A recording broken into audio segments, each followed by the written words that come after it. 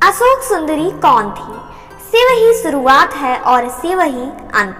शिव को आदि योगी और तपस्वी भी कहा जाता है और उनके गृहस्थ जीवन की भी मिसाल दी जाती है।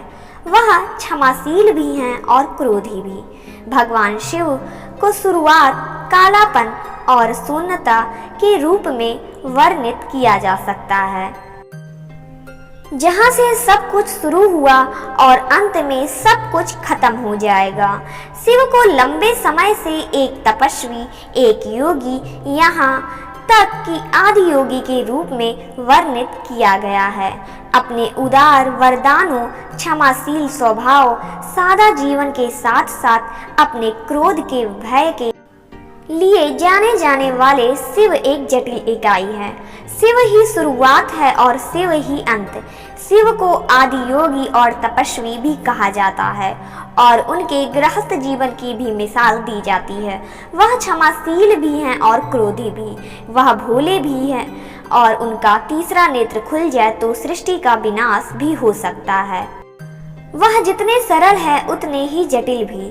शिव महिमा को समझना इतना आसान नहीं है। शिव पुराण में उनकी पूरी जीवन यात्रा का वर्णन मिलता है। उनके सन्यासी होने से लेकर गृहस्थ जीवन में दाखिल होने तक शिव से जुड़ी हर कथा शिव पुराण में है। वैसे भी शिव भक्त अपने प्रिय भोले भंडारी के बारे में काफी कुछ जानते ही हैं।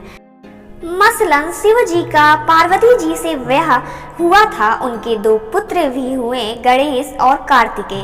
कम ही लोगों को मालूम होगा कि शिव जी की बेटी भी थी, अशोक सुंदरी। अशोक सुंदरी की कहानी गुजरात जैसे राज्यों में काफी मशहूर है। अशोक सुंदरी कार्तिकेय से छोटी थी लेकिन गणेश से बड़ी थी। पद्म पुराण में अशोक सुंदरी के जन्म की कहानी दर्ज है। बताया जाता है कि एक बार माता पार्वती ने भगवान शिव से दुनिया के सबसे सुंदर बगीचे को देखने की इच्छा जाहिर की। इस पर शिव उन्हें नंदनवन ले गए। वहां मां पार्वती को कल्प वृक्ष से लगाव हो गया। कल्प वृक्ष मनोकामना पूरी करने वाला वृक्ष है।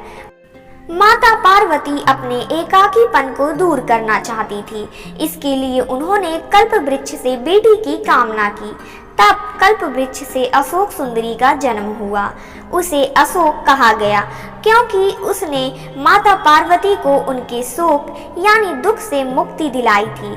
सुंदरी इसलिए कहा गया क्योंकि वह माता पार्वती की तरह ही बेहद सुंदर थी।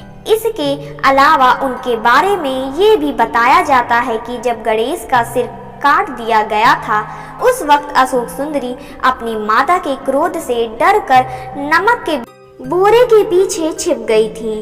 कई जगहों पर चैत्र मास में अशोक सुंदरी को याद करते हुए नमक का त्याग किया जाता है। तो दोस्तों, आपको हमारी आज की यह वीडियो कैसी लगी हमें कमेंट करके जरूर बताएं और अगर आपको ऐसी ही वीडियो देखना पसंद है तो हमारे चैनल को सब्सक्राइब करें और बेल आइकन को जरूर प्रेस करें।